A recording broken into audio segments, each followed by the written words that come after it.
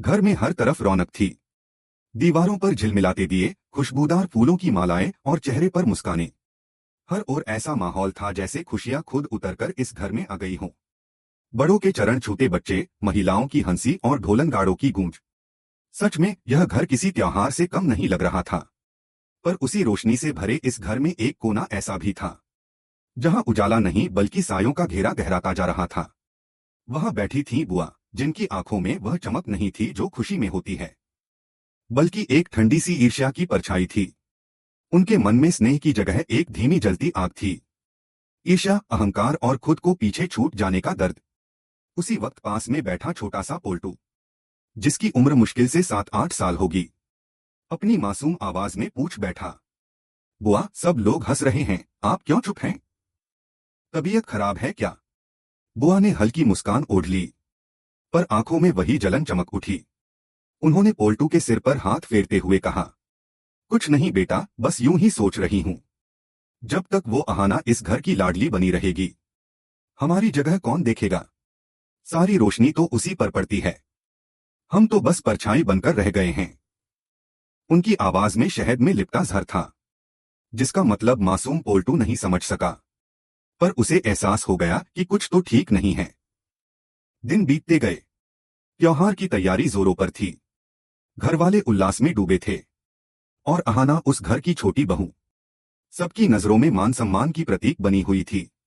उसकी सादगी, उसकी मुस्कान हर किसी के दिल में जगह बना चुकी थी। फिर आया विसर्जन का दिन। पूरा गांव नदी के घाट पर उमड़ पड़ा था। ढोलनगाड़ों की आवाज, गणपति बप्पा मोरया के जयकारे, और रंगबिरंगी भीड़ में सबसे अलग दिख रही थी अहाना। उसने लाल बनारसी साड़ी पहनी थी, जिस पर सुनहरी जरी के धागे दियों की रोशनी में चमक रहे थे। माथे पर बिंदी, मांग में गहरा सिंदूर, वो किसी सौभाग्य की प्रतीक लग रही थी। उसकी मुस्कान में अपनापन था, और उसकी आंखों में शांति का गहरा सागर। पर तकदीर की कहानी अक्सर वहीं से मोड़ लेती है, जहां सब कुछ सही लगने लगता है। वहीं भीड़ के बीच से एक युवक आया, चेहरे पर बनावटी मासूमियत और हाथ में जूस का ट्रे। वह बोला, दीदी, आप सुबह से भागदौड़ कर रही हैं, थक गई होंगी, थोड़ा जूस पी लीजिए। उसकी आवाज में ऐसी मिठास थी कि कोई भी मना नहीं कर सकता था। अहाना ने मुस्कुराकर गिलास उठाया। उसे क्या पता था कि उस गिलास में सिर्फ जूस नहीं, बल्कि एक साजिश घुली हुई थी। कुछ ही पल बाद उसे चक्कर आने लगे, पैरों से जमीन खिसकने लगी, सिर भारी हुआ, आंखों के सामने अंधेरा छा गया, और देखते ही देखते वह गिर पड़ी। चारों तरफ अफरा-तफरी मच गई। लोग भागे, पानी के छींटे मारे गए, पर अहाना बेहोश पड़ी रही। घंटों बाद जब उसे होश आया, वह अपने कमरे में थी। चेहरे पर उलझन, शरीर में कमजोरी, और आसपास खड़ी थी कई नाराज निगाहें। फुसफुसाहटें हवा में तैर रही थीं। किसी के साथ थी। नशा किया गया होगा, शायद खुद ने पी लिया होगा। इन शब्दों की सुइयां उसके दिल में धंस गईं। वो कुछ समझ पाती उससे पहले उसके अपने ही घर वालों ने उसे शक की नजरों से देखना शुरू कर दिया। सबसे दर्दनाक था अर्जुन का चेहरा, उसका पति, उसका सहारा, जो अब गुस्से में तमतमाया खड़ा था। वो चिल्लाया, किससे बातें कर रही थी तुम? किसके साथ थी? आज के शुभ दिन पर तुमने हमारी इज्जत मिट्टी में मिला दी। अहाना स्तब्ध रह गई। उसके कानों में जैसे किसी ने गर्म सीसा भर दिया हो। जिस व्यक्ति के लिए वह अपनी दुनिया छोड़ आई थी, आज वही उसकी सच्चाई पर शक कर रहा था। उसने सफाई दी, मैंने कुछ नहीं किया अर्जुन, मुझ पर भरोसा करो। पर अर्जुन की आंखों में सिर्फ शक था, प्यार नहीं। घर के बाकी लोग भी चुप थे। कोई आगे नहीं आया, कोई उसकी बात नहीं सुनना चाहता था। अहाना के आंसू सूख चुके थे। उसका मन चिल्ला रहा था, मैं बेगुनाह हूं, पर उसकी आवाज किसी को सुनाई नहीं दी। धीरे धीरे घर का सन्नाटा उसकी आत्मा में उतर गया। उसे समझ आ गया, इस घर में अब उसकी सच्चाई का कोई मोल नहीं है। लेकिन वो हार मानने वालों में से नहीं थी। उसने निश्चय किया, वो अपनी बेगुनाही साबित करेगी, किसी भी कीमत पर।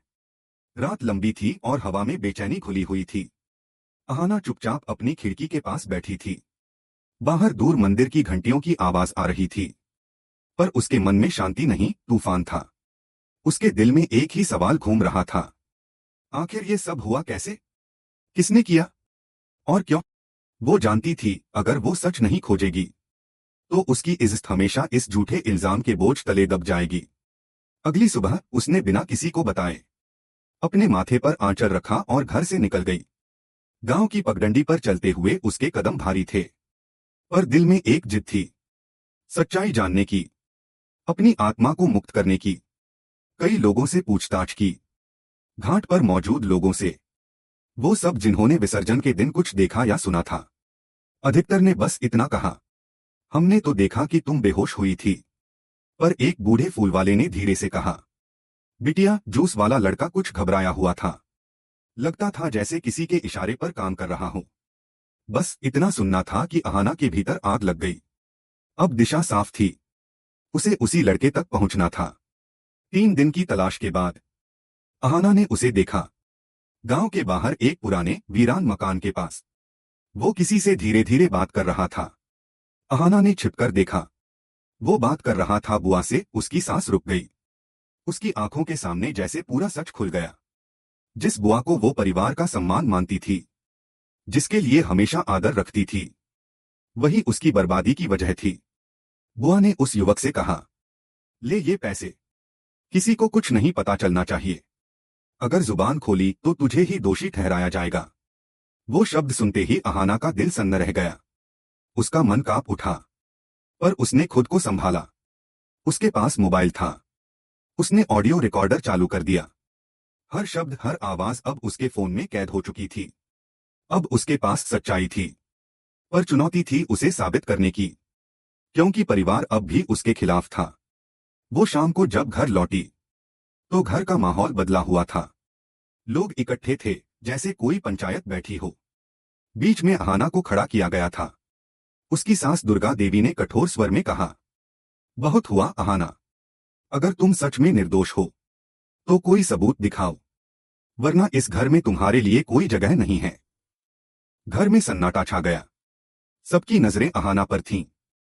कुछ पल के लिए वह खामोश रही, फिर धीरे से बोली, सबूत तो है मेरे पास। उसने मोबाइल निकाला और ऑडियो चलाया। जैसे ही बुआ की साजिश भरी आवाज कमरे में गूंजी, घर की हवा जैसे जम गई।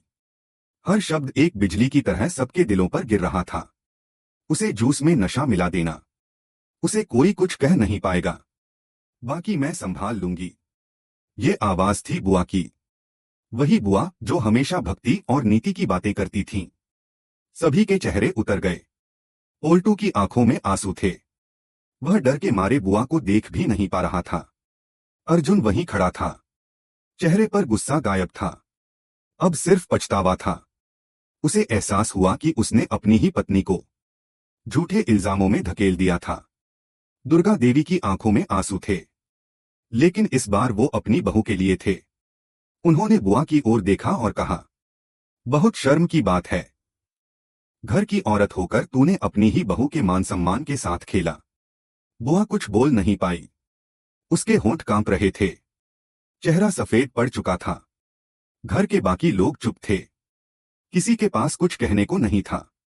अर्जुन धीरे धीरे अहाना के पास आया। उसकी आंखों में अपराध बोध था।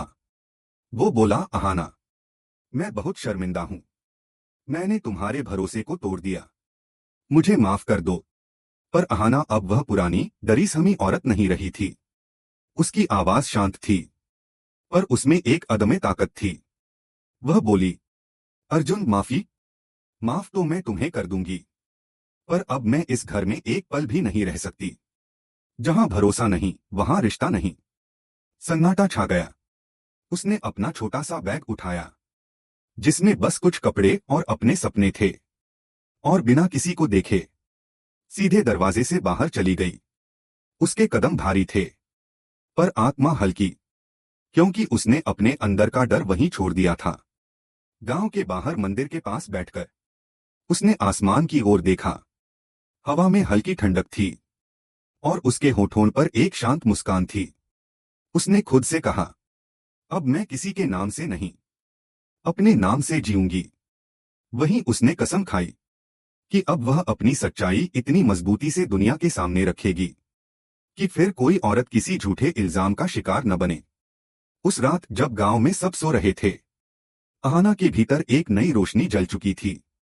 वो अब टूट चुकी नहीं थी, वो जन्म ले चुकी थी, एक नई अहाना के रूप में। वक्त किसी भी जख्म को भर देता है, पर कुछ निशान हमेशा याद दिलाते रहते हैं कि हमने क्या खोया और क्या पाया। अहाना के लिए यह सफर सिर्फ एक दर्द भरी याद नहीं था, बल्कि एक नई जिंदगी का आरंभ था। उसने गांव छोड़ दिया था, पीछे छूटा था वो घर, वो आंगन जहां कभी उसकी हंसी गूंजती थी और जहां अब सिर्फ सन्नाटा था। पर आगे था शहर का एक छोटा सा कमरा, जहां दीवारें खाली थीं, पर उम्मीदों की जगह बहुत थी। शुरुआत आसान नहीं थी, किराया देना, खाना बनाना और स्कूल की नौकरी के लिए हर रोज संघर्ष करना। पर अहाना अब डरती नहीं थी। हर सुबह वह आईने में खुद को देखती और कहती, मैं कर सकती हूँ। उसे पास के एक छोटे स्कूल में नौकरी मिल गई। वहां बच्चों की मासूम मुस्कानें उसे जीने की वजह देने लगी। जब वो उन्हें पढ़ाती, तो उसके चेहरे पर वही शांति लौट आती जो उसने सालों पहले खो दी थी। हर बच्चे की आंखों में उसने एक नया उजाला देखा और महसूस किया कि शायद यही उसकी असली राह है। लोगों के भीतर का अंधेरा मिटाना। दिन बीतते गए। अहाना अब उस महिला संगठन से भी जुड़ गई, जो अत्याचार और अन्याय झेल चुकी औरतों की मदद करता था। वह महिलाओं की कहानियां सुनती, उन्हें सहारा देती और अपनी कहानी भी बांटती। हर बार जब वो अपनी बात बताती,